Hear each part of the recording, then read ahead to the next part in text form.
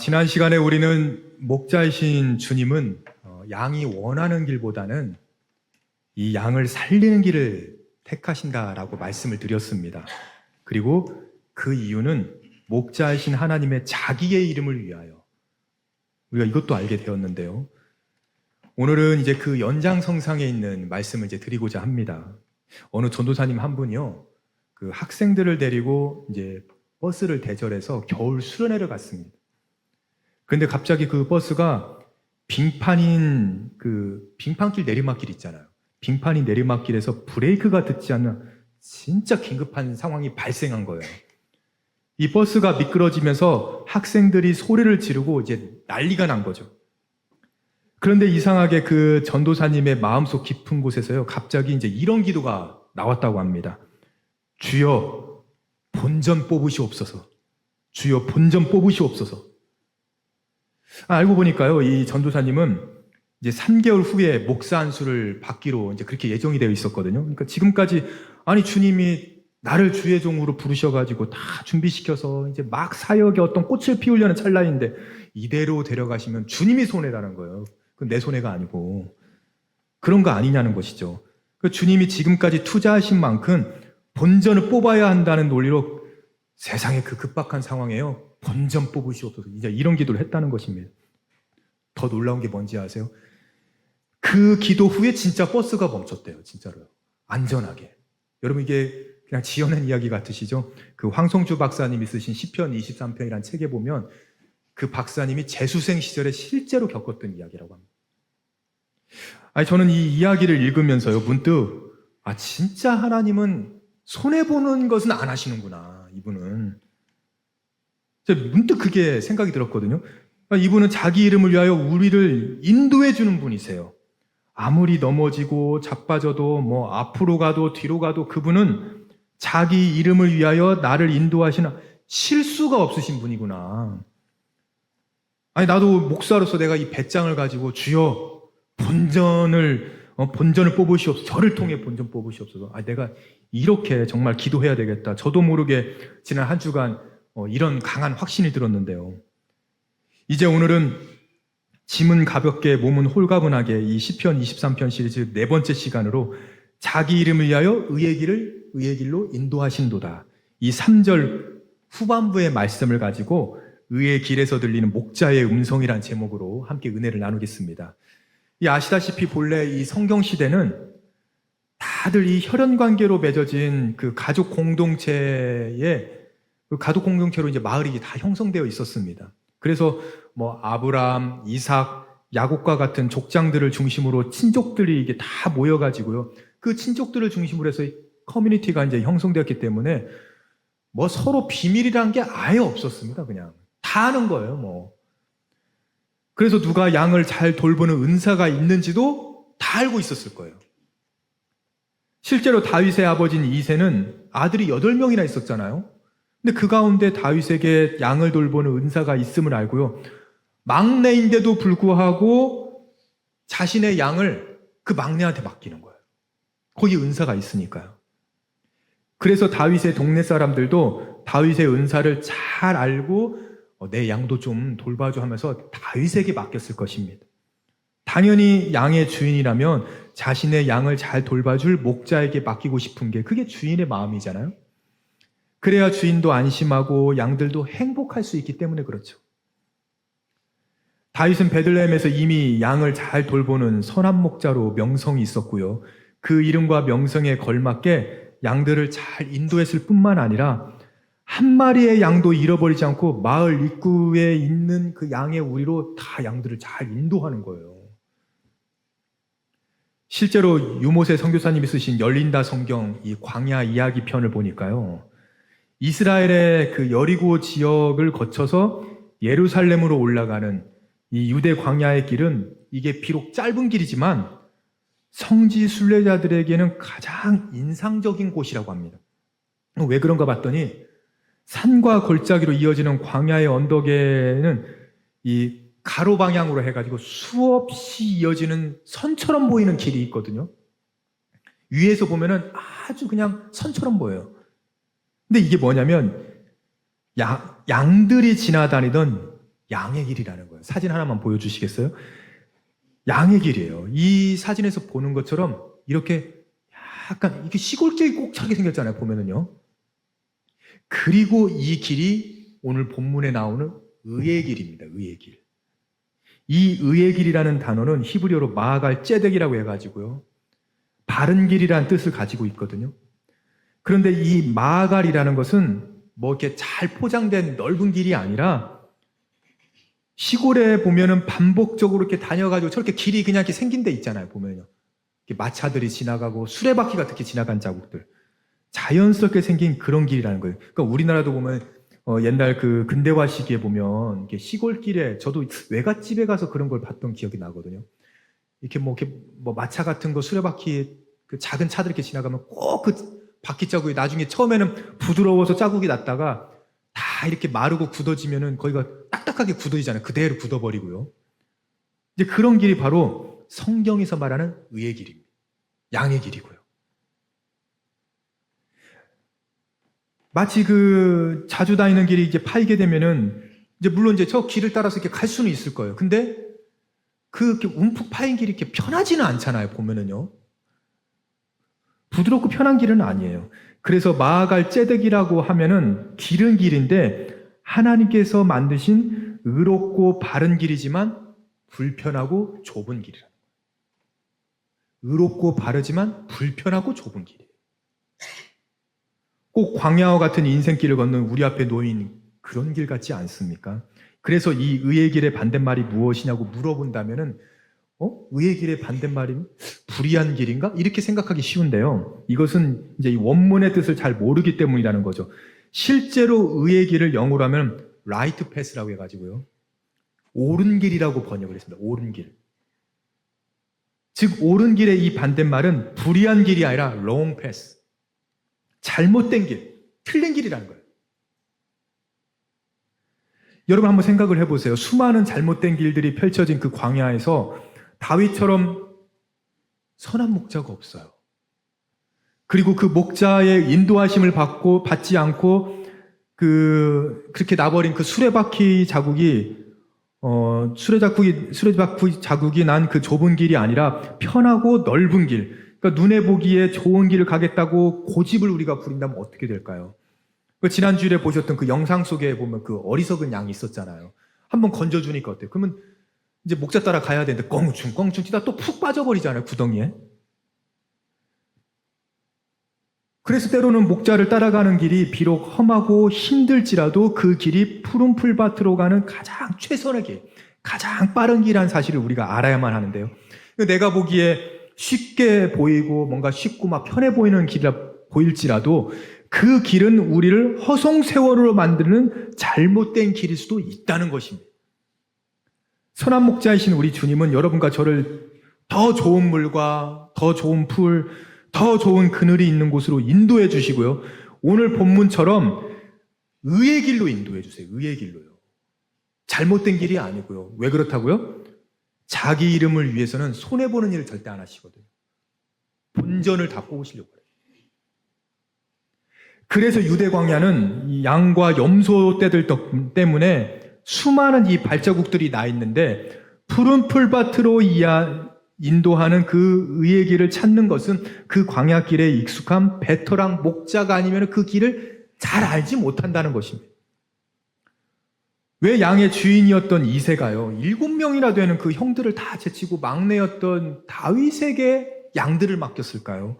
다윗은 그 길을 잘 알고 있던 사람이었기 때문에 그래요.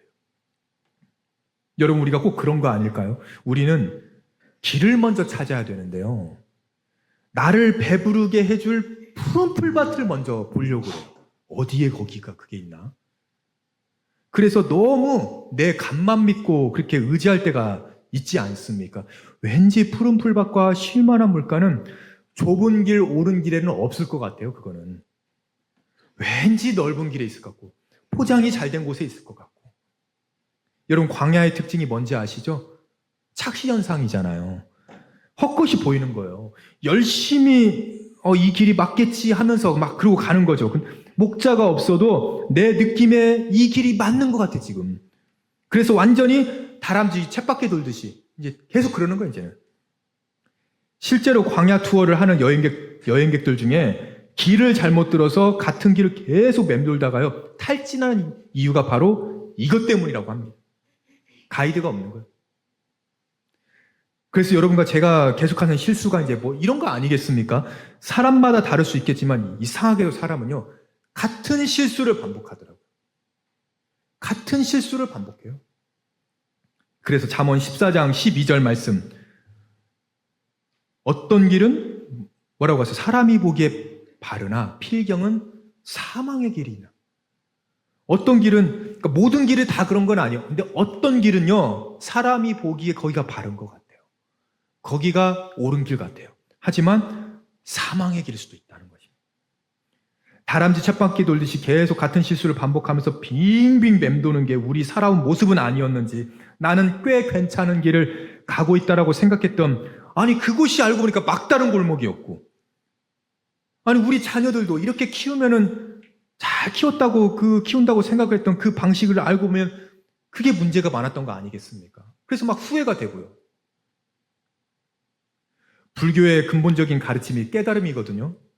그러니까 진리를 깨달으면 속세의 번뇌와 속박에서 벗어날 수 있다는 거예요. 그런데 우리 기독교의 핵심은 깨달음이 아니고요, 무기력입니다. 무기력함이에요. 나는 아무리 내가 몸부림을 쳐도 스스로 고통에서 벗어나고 진정한 자유를 찾을 수 없다는 거예요. 그러니까 내 스스로가 나의 무기력함을 알고 있어야 돼요. 그래서 저는요, 저 자신을 신뢰하지 않습니다. 여러분, 목사인 저를 믿어서는 안 됩니다. 제가 아무리 노력을 해도요, 저도 목자가 없잖아요. 그러면 저도 넓은 길 찾아요. 넓은 길. 포장 잘 돼 있는 길. 눈에 보이기에 좋은 길, 막 착시 현상을 보면서요. 그렇게 저도 헤매거든요.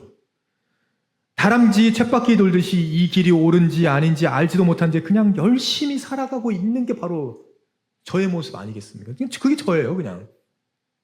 하나님께서 저에게, 네 길은 이제, 너 이제 다 컸는데, 너도 이제 담임 목사인데 네가 알아서 가라라고 그러시면 저는 정말 큰일 날 것 같아요, 진짜로. 그래서 저는요, 운명처럼 불교 신자가 될 수가 없어요, 저는. 너무나 감사하게도 저의 이런 무기력함 때문에 제가 목자를 만난 거 아니겠습니까?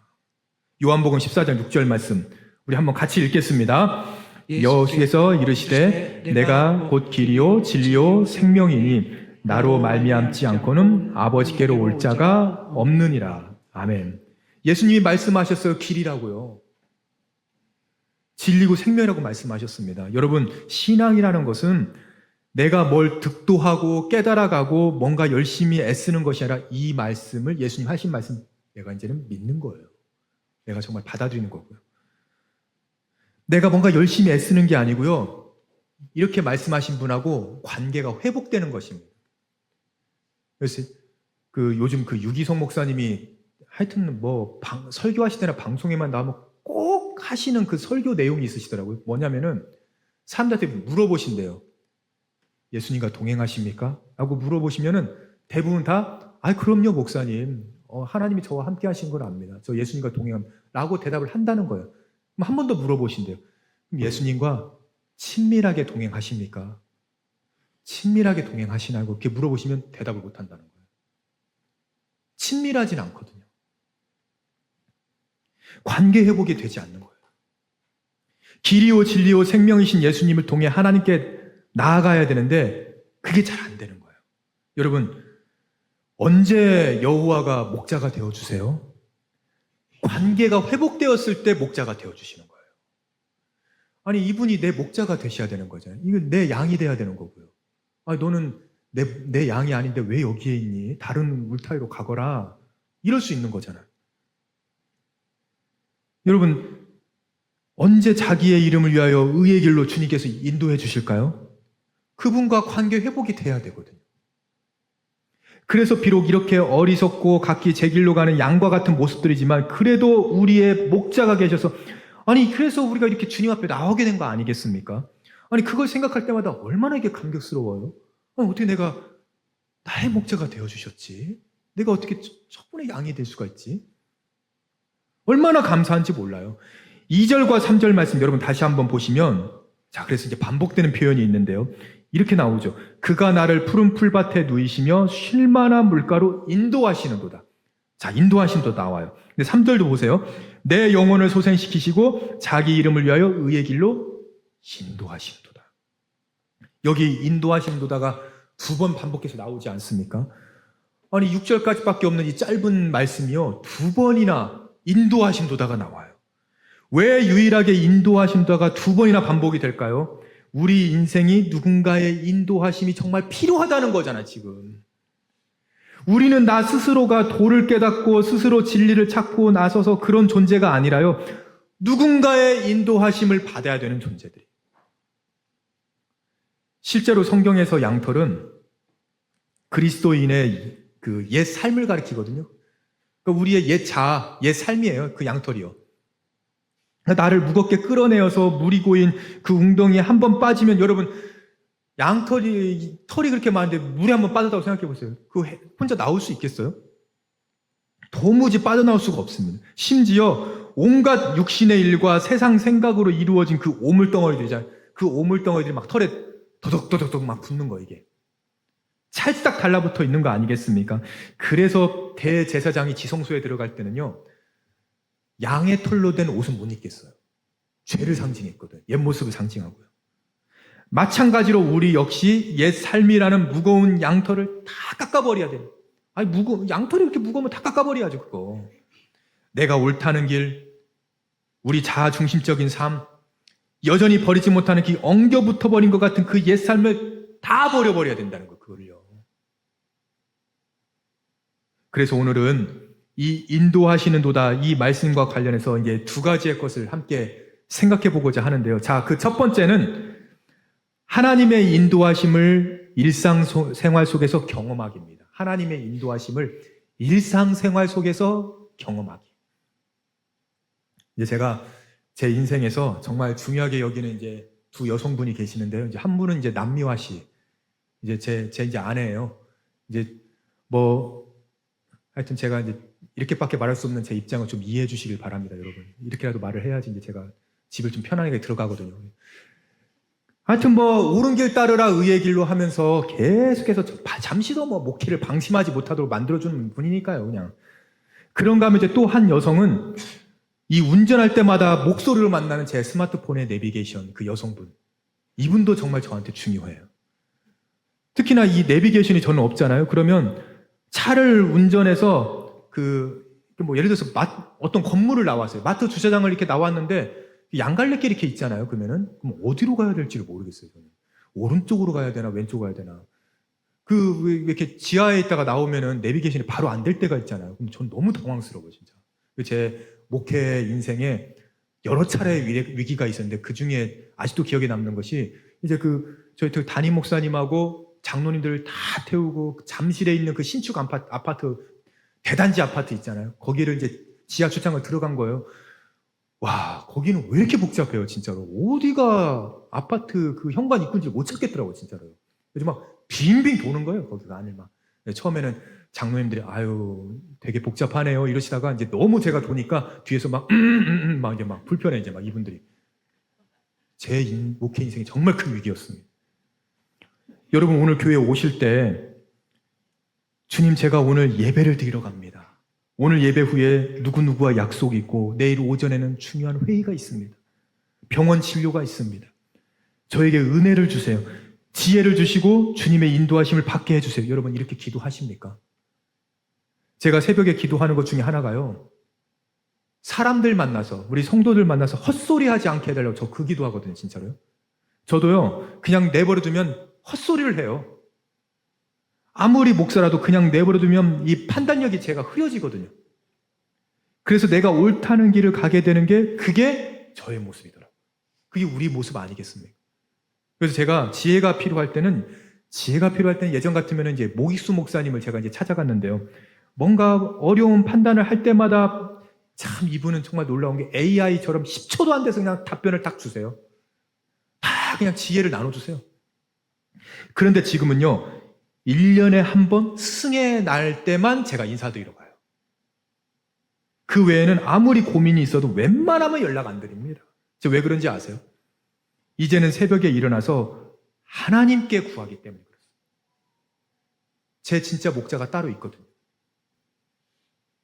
그래서 일상의 어떤 소소한 것들, 예를 들어서 오늘 누구누구를 신방해야 되는 일, 어느 분과 식사를 약속이 있는데 만남의 축복을 주시라고, 심지어 우리 교회 학교 아이 중에서 감기에 걸린 아이를 제가 그 소식을 들으면 그 아이를 위해서도 기도합니다.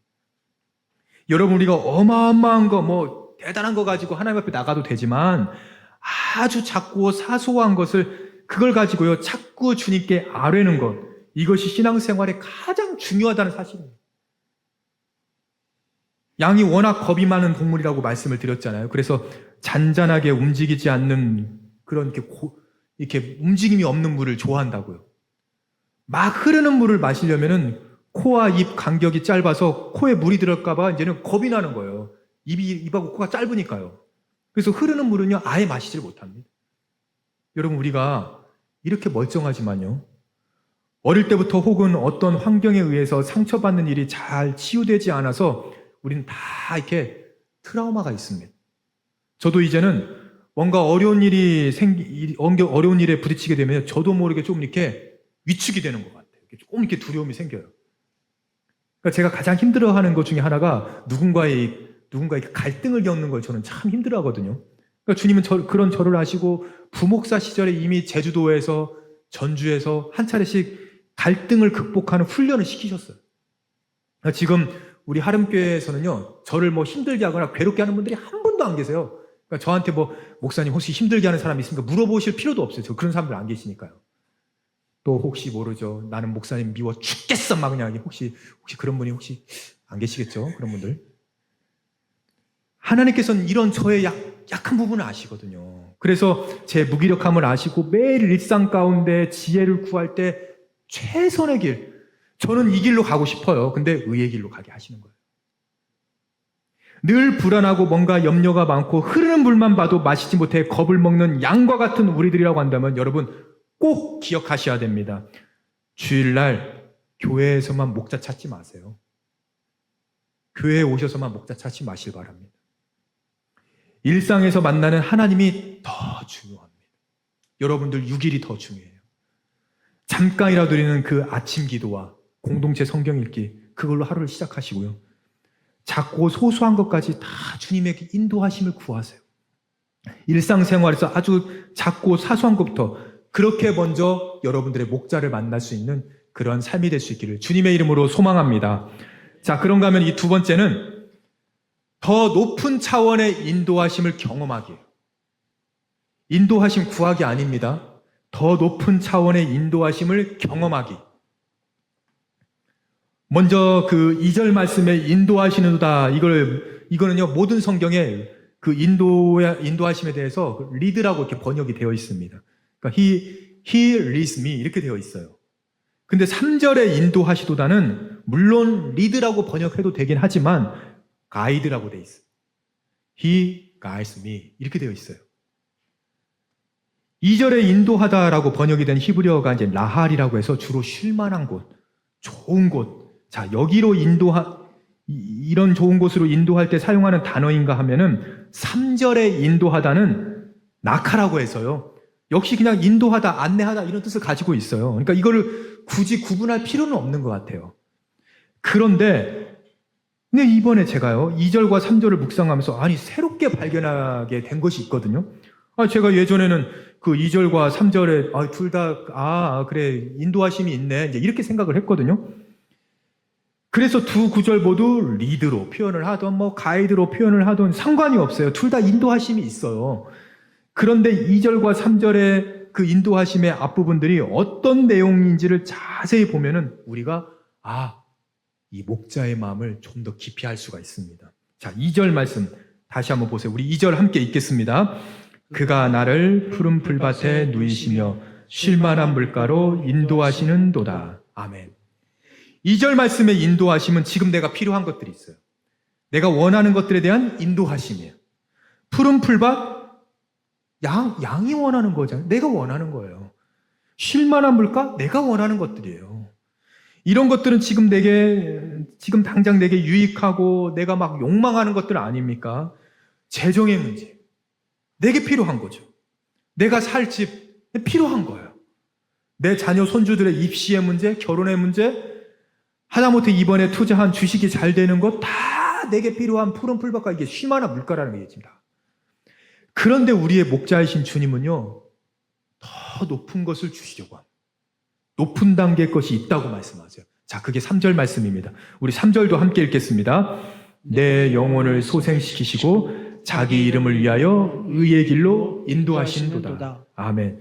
자기 이름을 위해서 하시는 것들이 있어요. 영혼을 소생시켜 주시고요, 의의 길로 인도해 주세요. 푸른 풀밭과 쉴만한 물가는 양이 원하는 것. 그런데 내 영혼을 소생시키시고 그 다음을 보세요. 자기 이름을 위하여 또 그 다음에 의의 길로 인도하신도다.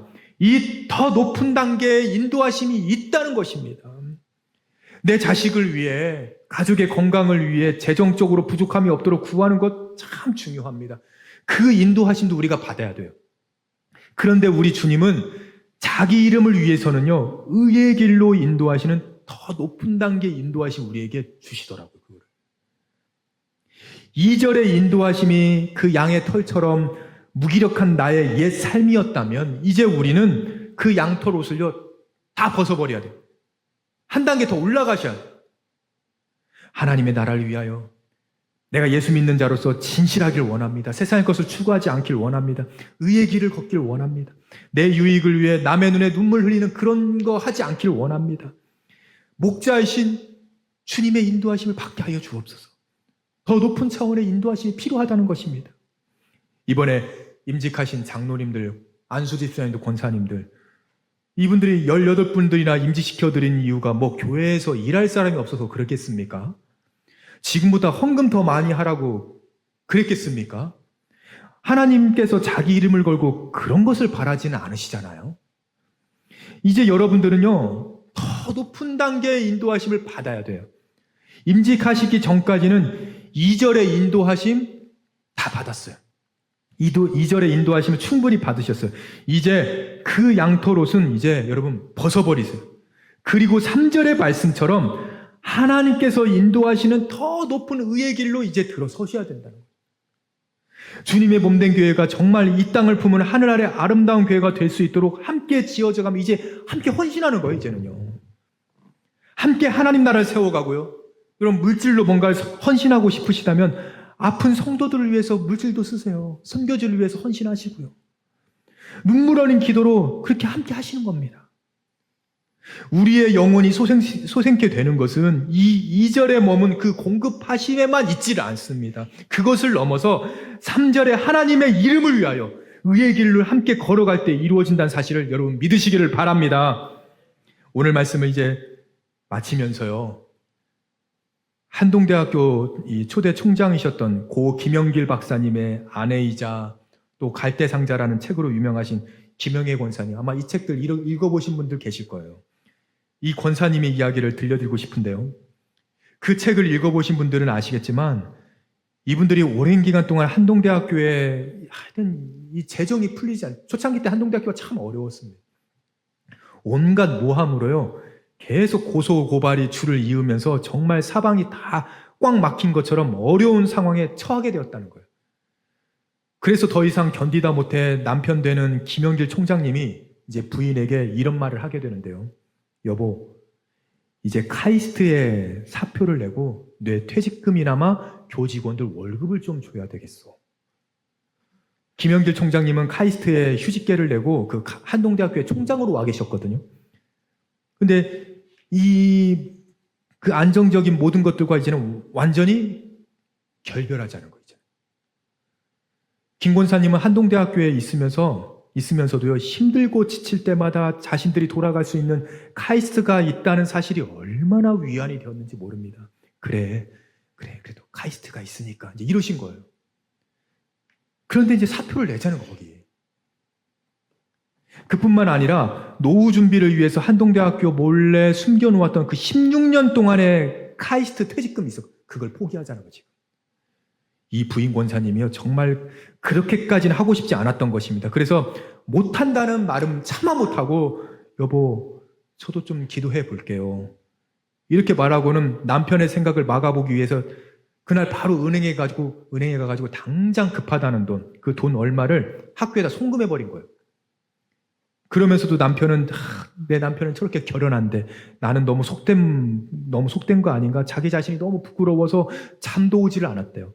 그러던 어느 날 학교 후원 회장님과 함께 주일날 함께 그 어떤 교회를 방문하게 되었는데 마침 그 교회 목사님이 아들 이삭의 생명을 바치는 아브라함에 관한 설교를 하시는 거예요.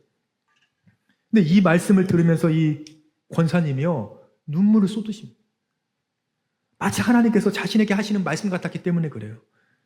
그렇게 설교가 끝난 후에 목사님이 방문하신 모든 분들한테 이제 뭐 성경 구절을 이렇게 하나씩 주셨대요. 그렇게 주셨는데 그때 이 김 권사님이 받은 말씀이 요한복음 21장 6절부터 8절까지입니다. 부활하신 주님께서 물고기를 잡지 못한 그 베드로에게 나타나셔서 하신 그 말씀 있잖아요. 그 말씀을 눈물로 젖은 눈으로 읽어 내려가는데 그때 주님의 음성이 들려와요. 사랑하는 내 딸아, 네가 나를 사랑하느냐? 너는 한동대학교 학생들을 진심으로 사랑하느냐? 권사님이 힘겹게 대답을 합니다. 제가 한동대학교 학생들을 얼마나 사랑하고 있는지 주님 다 아시잖아요. 그래 알지. 그렇다면 그 퇴직금 내게 다오. 내가 그들을 위해 쓰게 해다오. 주님의 이 분명한 음성에 양털로 꽁꽁 숨겨두었던 자신의 내면이 다 들킨 것 같아가지고 그 자리에서 울음을 터뜨려버리고 말았습니다. 그리고 남편에게 바로 전화를 해서요. 여보, 오늘 하나님의 뜻을 알았어요. 당신이 원하는 대로 하세요. 그리고 그날 저녁에 권사님이 남편에게 솔직하게 이제 고백을 하는 거예요. 때로는 주님이 우리 부부한테 너무 가혹한 것 같아요. 우리 부부의 미래를 더 이상 책임지지 않을 것 같아서 늘 불안하기만 했어요. 당신을 조롱하고 모욕하고 고발과 고소, 퇴진운동을 하는 것도 힘겹기만 한데 이 끝없는 돈걱정, 그때마다 우리는 언제 다시 카이스트로 돌아갈 수 있을지. 카이스트는 내가 몰래 숨을 수 있는 피난처와 같은 곳이었어요. 그런데 이제 오늘 완전히 그 문이 차단되니까 이제야 진짜 피난처가 보여요. 그러면서 이 두 분이 함께 무릎을 꿇고 드린 기도 내용이 참 그 감동이 되는데요. 한번 들어보십시오. 주님, 지금까지 눈에 보이는 것만을 의지한 것을 용서하소서. 우리 안에 숨겨두었던 은밀한 피난처를 들키게 하시니 감사드립니다. 이제 주님께서 열어놓으신 진짜 피난처 안으로 들어가길 원합니다. 보이지 않는 길이지만 주님만 믿고 따르기를 원합니다. 보이지는 않는 길이지만 주님만을 믿고 따르기를 원합니다. 여러분, 무엇이 진짜 은혜인지 아십니까? 이 2절 말씀의 인도하심만을 구하는 우리, 카이스트로 돌아가면 괜찮을 거라고. 그것을 피난처로 삼았던 그 김영의 권사님처럼 우리도 이것만은 지켜야 돼. 이것만 있으면 돼. 자식들에게 의의 길을 열어주기보다, 바른 길, 좁은 길을 가르쳐주기보다 왜 네가 그런 길을 가려고 하냐고. 너 성공해야지. 의의 길은 딴 사람이 가도 돼. 너는 네 이름을 위해서 살아야지. 너 자신을 위해서, 너를 위한 거잖아. 하나님의 이름을 위한 거 그렇게 살지 마. 꽁꽁 숨겨두었던 나만의 이 카이스트, 나의 피난처가 혹시 없으십니까? 여러분, 우리는 하나님의 인도하심을 받고 싶어요. 그런데 2절 말씀의 인도하심만 받고 싶어요. 자기 이름을 위하여 의의 길을 가는 그것은 다윗이나 바울 같은 위대한 성경의 인물들이 하는 것이지 나한테는 푸른 풀밭과 실만한 물가로 그냥 인도해 주셨으면 좋겠어요. 그래서 교회를 다니고 예수님을 믿는데요, 목자 없는 것처럼 우리가 살아가는 거예요. 목자가 없으니까 먹고 사는 문제만 걱정을 해요. 카이스트만 찾아요. 은밀한 피난처가 있었으면 좋겠고요. 매일 기도는 하는데 내 기도가 2절에서 끝나요. 주여, 푸른 풀밭과 실만한 물가 제게 주시옵소서. 의의 길보다는 평안한 길 잘 되게 찾게 되는 거 아니겠습니까? 사랑하는 우리 성도님들, 여러분, 진짜 은혜는요, 이 모든 것들로부터 자유하는 거예요. 이 모든 것들을 주님 앞에서 다 들키는 게 여러분 진짜 은혜임을 믿으시기를 바랍니다. 빛 가운데 이제 우리는 다 드러나요. 저도 좀 더 드러나야 돼요. 그리고 2절 말씀에 머물러 있던 우리가 이제는 진짜 3절 말씀으로 넘어오는 거예요. 이 3절 말씀 읽는데 내 눈에 눈물이 맺히는 거예요. 주님의 마음을 알겠는 거예요. 이제는 우리는 형통한 길, 평탄한 길을 원하지만 우리를 살리는 길은 의의 길이기 때문에 주님께서 그 길을 인도하시는 거예요. 하나님의 이름을 위하여 하나님이 인도하신 그 의의 길을 걸으면서 잘 살아가는 것. 주여 본전 뽑으시옵소서. 저를 자녀로 부르셨는데, 나를 장로로 부르셨는데, 나를 권사로 부르셨는데 주여 본전 뽑으시옵소서. 이것이 바로 은혜이고 진정한 행복의 길임을 믿고 그렇게 살아갈 수 있는 저와 우리 모든 교원이 될 수 있기를 주님의 이름으로 축원합니다.